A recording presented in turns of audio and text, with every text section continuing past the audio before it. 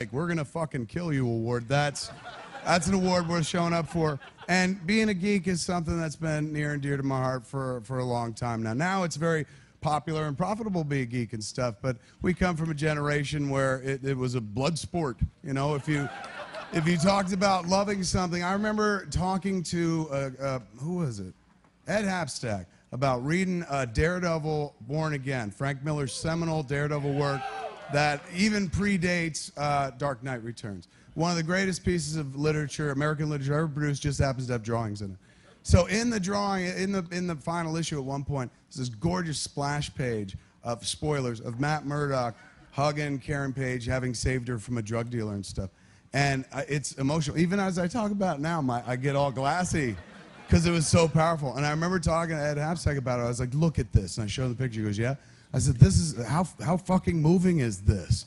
And he looked at me blankly and was just like, you need help, my friend. And that was him, man. It got no better when I got married and shit. Like, my wife also, wife loves me to death, but doesn't necessarily appreciate the same things I do. You know, recently Daredevil has been on Netflix, an amazing series. I showed her the whole, like, fight scene. At the end of episode 2, there's this amazing fight scene.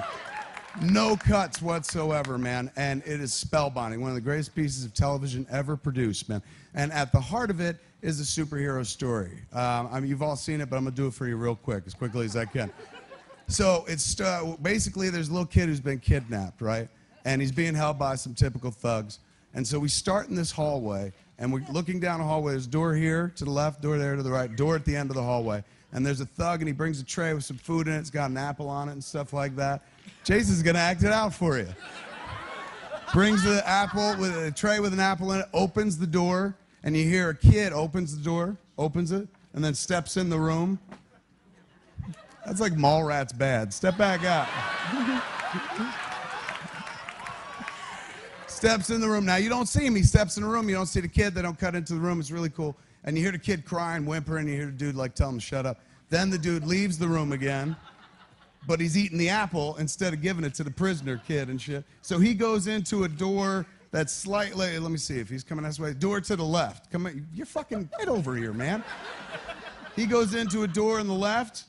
There's a bunch of people in the room, thugs playing cards and shit like that. He goes in, another dude comes out of that room. That dude stays, but that dude walks down the hallway to another door. They open that door. You see it inside. There's a few dudes in there, security cameras and stuff. That door closes. So nobody's in the hallway anymore. Get fuck off. You will be.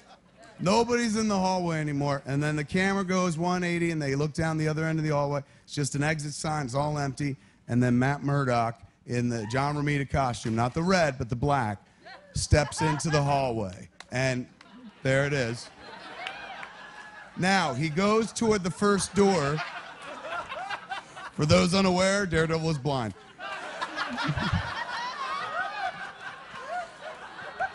He goes toward the first door, and he puts his hand to it, because that's how he can feel and hear. He can't see and stuff, so he can read the room by putting his hand on the door.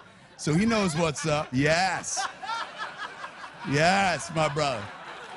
And then music builds, opens the door, runs in. You see people react, and he closes the door. You don't see anything. None of that. No, no, no. You don't see anything, man. Door closes, we're back in the hallway, nothing going on. Camera pulls back, you start hearing the fight in the room. Boof, boof, boof. All of a sudden, door just opens into the hallway, like not on its hinges. Bam, it's kicked open with a dude on top of it.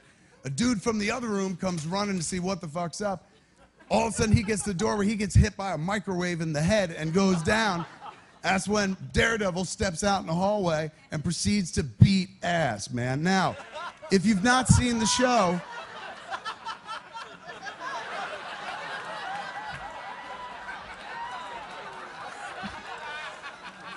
it's actually a pretty faithful rendering of the fight. Now, if you've not seen the show, they do this very regular thing. It's not movie-like, where when you punch somebody, somebody's like, I'm dead, and they go out for good and stuff.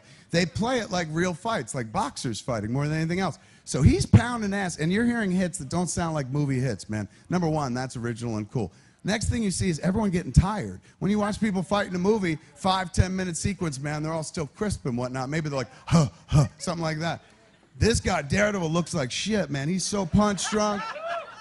He's leaning on the wall, catching his breath and stuff like that as he beats ass on 10 dudes, single-handed. Just one dude grabs their guns, breaks them apart, busts them in the head with it, takes out 10 dudes in a hallway.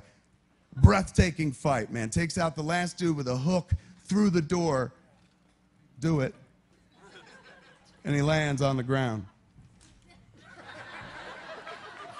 All right, you could be in Mallrats too.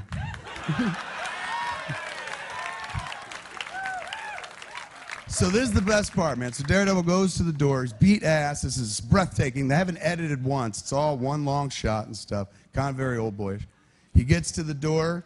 Just as he's about to open the door, man, this is the moment. This is the thing that always breaks me down and stuff. Because this is why I love comic books, superheroes, comic book culture, man. Is simple stories, morality tales. Man, I don't go for the Bible stories. I go for comic book stories. Better morality tales. Story of everybody running from the worst fucking thing ever happened. One person or a few in very colorful costumes running right at it. So I love that, right? So this is that moment. Dude's at the door, Daredevil. He's about to open it, and he takes the moment to lift his mask up so he's a guy again. And he opens the door, and he goes in, and you hear the boy whimper, and he goes, "It's okay. I know you're scared, but I'm here to help." And he picks up the kid, walks him down the hallway. It is one of the best things you'll ever see on television. Now, I watched that whole sequence, and I turned to my wife, man, because I'd seen it already, and I replay it for her. I'm like, sit here and watch this. And I am breathless, man. Like, I don't say nothing. Just every once in a while, I'm like, And after all that, I got tears streaming down my face. And I turned to her, I'm like, right? And she goes, sometimes I can't believe I'll let you put your fucking dick in me.